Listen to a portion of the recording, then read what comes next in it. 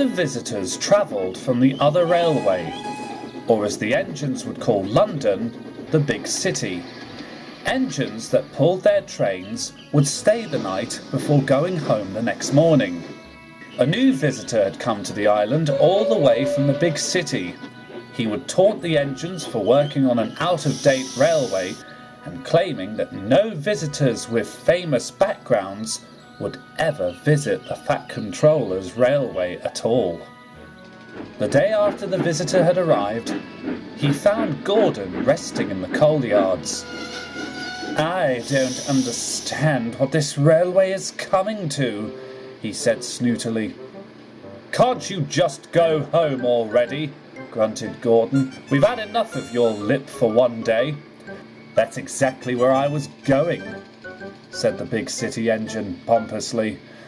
"But take my word for it, I very well might be the last popular visitor you'll ever have on Sodor."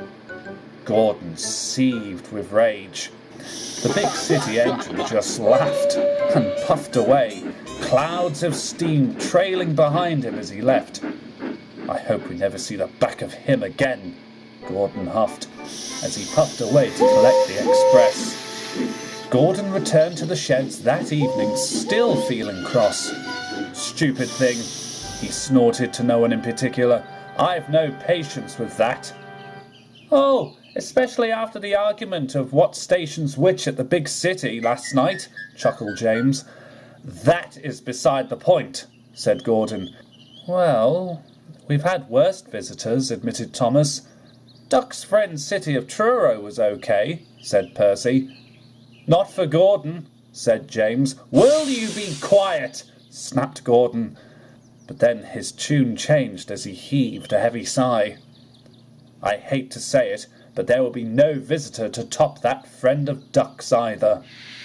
Hissing mournfully, Gordon rolled into the shed and tried his best to go to sleep. "He wouldn't be saying that if he found out who we had," whispered James. "Who?" inquired Thomas and Percy.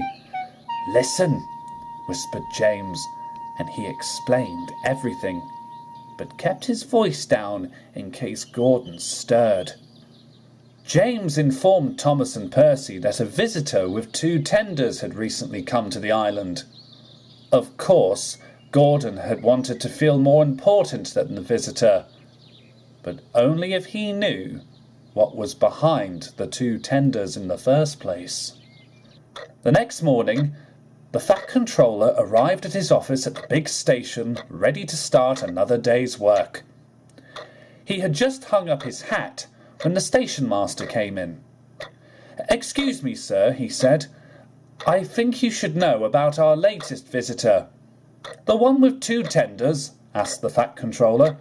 "Yes, sir," said the station master, and he quickly explained. "Good heavens!" gasped the Fat Controller. "Are you sure? Does Gordon know?"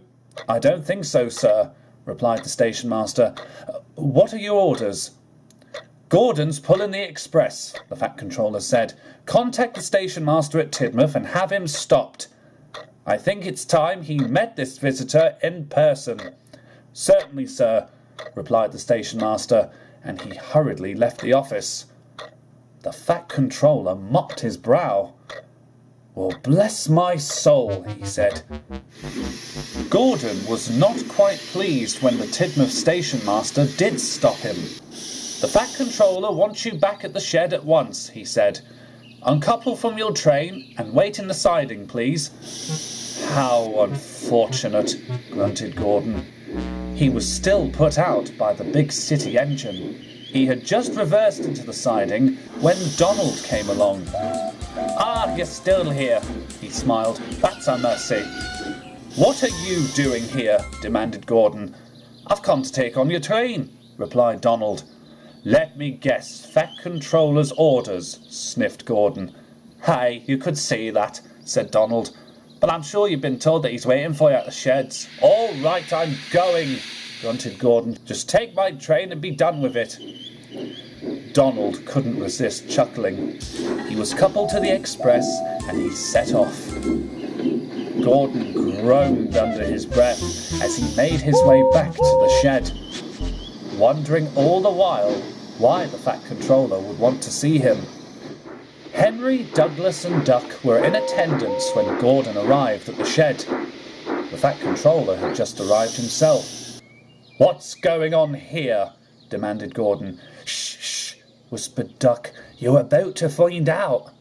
"Brace yourself," chortled Henry. "Aye, you're in for a treat," rapped Douglas.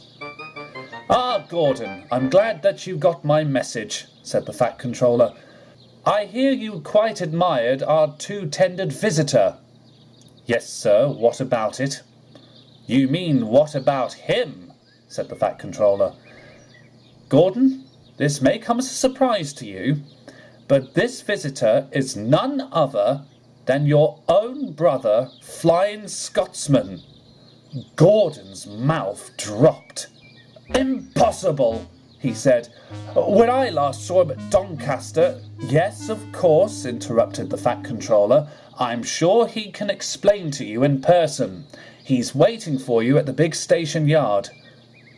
"Go on," encouraged Henry. "Go for it." Gordon was beside himself. "Oh, well, of course, I'll go straight away," he cried, and he hurried away within moments. Gordon hurried to the yard of the big station, and sure enough, there was Flying Scotsman. It was his two tenders that Gordon saw first, before seeing their engine, with a shape very much like his own. "Hello, Gordon!" Flying Scotsman beamed. "I'm so glad to finally see you at last. I heard how impressed you were with my tenders." "Yes, indeed," exclaimed Gordon. "But why? When I last saw you at Doncaster, you had a single tender and numbered 1472. "I'm sure your controllers told you that times have changed on the other railway," replied Flying Scotsman.